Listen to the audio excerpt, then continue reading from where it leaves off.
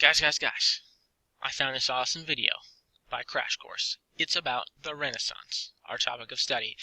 More specifically, the video mostly covers Italy, which is our specific topic for lesson 1 today. So watch this video, learn all about Italy, and then move on to lessons. Good. Crash Course is good stuff. So after you've watched that, let's get into what is in our book, which covers a lot of the same things. So in a nutshell, the Renaissance was a period of time between 1350 and 1650. What happened was you had the Black Death ending, there were governments around to enforce and protect order, and there was time for things like painting pretty pictures and reading books. Where did this revolution of art and thought begin? Well, the freest and richest place around the world, Italy. So, what was the Renaissance all about?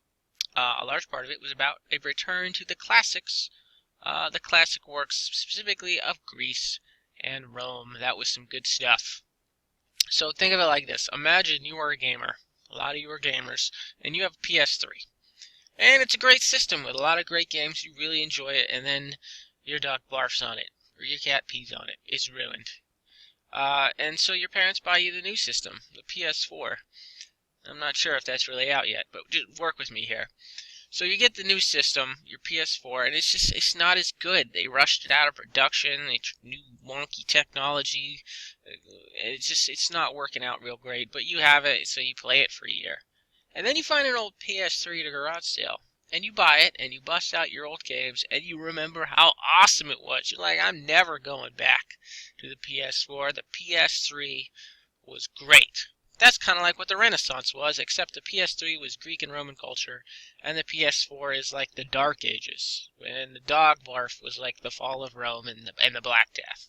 So you're like, man, this PS3 is awesome. That's how the scholars felt during the Renaissance, except they were like, man, Aristotle is a jam. So that's kind of like the Renaissance. There's a burned up PS3. No. Alright, so the Middle Ages were some kind called the Dark Ages. I just said that, and well, because plague is never good, unrest and political turmoil, it just wasn't the best of times. People found comfort in the church, which had become a powerful entity. There was Inquisition burning people at the stake. It wasn't good, and to say anything that the church didn't agree with was a good way to get tortured and killed. So the church pretty much had an answer for everything, and if you didn't like it, too bad. During the Renaissance, people took a step back from religion and became more secular. That is to say that they looked at the world from a non-religious lens. They started to say, maybe this isn't like this because of God, or maybe it is. It's just, this is why it works, and it's not just some miracle. There's science and nature behind this. So they became interested in the worldly ideas and events that were non-religious. It stopped just being so church-centric during the Renaissance. And that is not to say that Renaissance thinkers weren't religious. They did a lot of religious paintings, as they said in that John Brown video. It's just it stopped being so strict, so crazy. Alright, so the Renaissance is born. When you get down to brass tacks, the Renaissance began in Italy because it was a lot different from the rest of Europe. Remember when we talked about the feudal system and how the manors kind of sucked and cities were great? We talked about towns, and there were people there were free, and there was a thriving middle class. Well, the Italian city-states were like those awesome pockets of free thought and middle class and stuff like that in those cities and towns that the nobles couldn't control in Europe. That was all of Italy, were these powerful, wealthy city-states. So that means Italy was more urban than the rest of Europe. That meant it was less agricultural, less country, and more city-oriented. So you had a lot of people living in close proximity in these cities, and a lot of them had ways to make money. And so when you had more wealth and freedom, you had more time and money that could be spent on things like art and writing, and that's what happened. You had plenty of folks with money to buy sculptures and books and paintings. For example, the Mona Lisa right here is a piece of Renaissance art. So Italy was not a united country. It consisted of a number of city-states.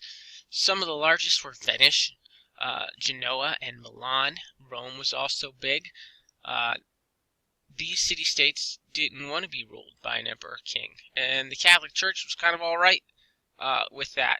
See, a united Italy might try to control the Pope. Remember, the Pope had papal states in Rome, so he was happy with them being split because that meant they weren't messing with him.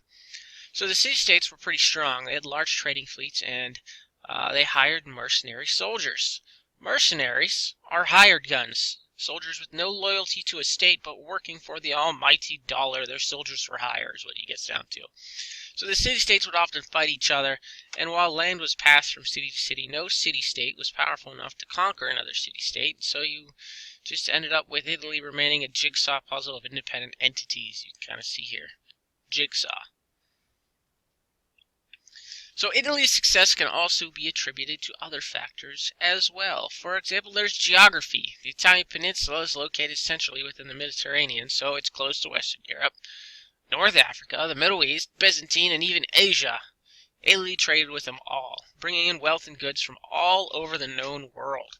And let us not forget about those long-lasting effects of the Crusades. The Crusades opened lines of communication with the Arabic world. This world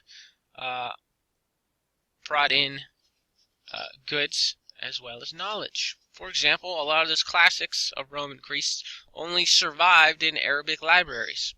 So over in Asia, the conquest of the Mongols brought a unified Asian trading network. Basically, the Mongolians control all Asia, and when you have one person in control of stuff, it tends to get more better because there's less infighting, sort of like a Pax Romana. And so they maintained the Silk Road and protected the Silk Road. Therefore, Asian trade became more profitable and safer, and all those goods came in through Italy. So, Marco Polo, real quick. There's like 2 paragraphs on Marco Polo, and it doesn't say much, so I found this nice video all about Marco Polo. It's only 3 minutes long. Go ahead and take a look. He was an Italian guy, went over to Asia. Almost everything they knew about Asia and Europe, they learned from Marco Polo. Quite an adventure. Moving on to some Italian city-states, we have Florence and Venice. Florence was the first major center of the Renaissance within Italy. For the most part because they were rolling in money. Florence was in the business of making and trading wool clothing. They'd get the wool from Western Europe, turn it into clothing, and then trade it. It was also a banking center that made loans with interest. So they were loaning out money to people in Europe and then charging interest so they'd get their money back plus some. The Medici family of Florence owned the largest bank in Europe with branches as far away as Flanders. So they had branch banks. Banks make money. Florence was a walled city with tall defensive turrets. With all that green, I'm sure they had the best defenses, the very best money could buy. Above the cities of the roof rose the domed cathedral, considered an engineering masterpiece for that age. There's supposed to be a picture here. It disappeared. I'll find another one. Venice is a fun place. It's a city on the coast of Italy, on the Adriatic Sea. It was built on a series of islands. Many of the buildings were built in the water on long wooden poles. So instead of building streets, they built canals. So they pretty much have water streets. You can see it in the picture here. Venice was also a major shipbuilding city. Makes sense, being on the sea.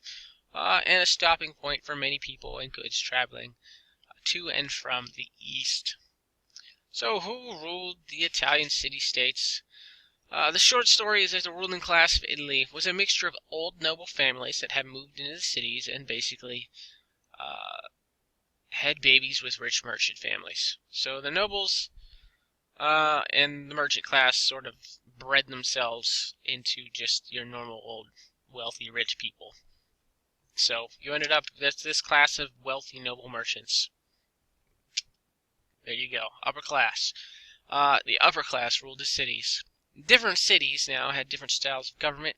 Most city-states started as a republic, but only the merchants and artisans were citizens, which is weird. Usually it's like landowners. If you are a male landowner, you are a citizen. Not in the Italian city-states. You had to be an artist or a merchant. Different strokes for different folks, they say. Regardless, some city-states were run by one man, like a dictator. Venice had a duke. He was kind of a figurehead, though, while a council of wealthy merchants made the laws and big decisions and elected the Duke. In Florence, the Medici family ruled for a while. Specifically, the head of the family, Lorenzo Medici, ruled. Remember, the Medicis owned that bank. There's Lorenzo. He looks mean. And the hair. They all look like little Dutch boys. Leaders of Italian city-states had a tough job. They had to put down revolts by the poor, still a lot of poor people, and handle delicate relations with all those other Italian city-states they're always fighting with. So the Italians were the ones that developed diplomacy, or the art of making agreements with other countries. Some rulers were more harsh than others. A diplomat of Florence named Machiavelli wrote a book called The Prince, and he is famous for thinking that rulers should be do anything, be willing to do anything to maintain their power, even lie, cheat, and kill.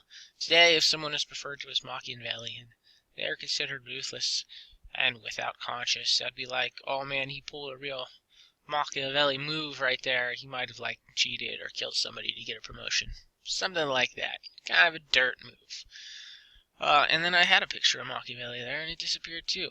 Alright, your quiz. You have a quiz today. 5 questions.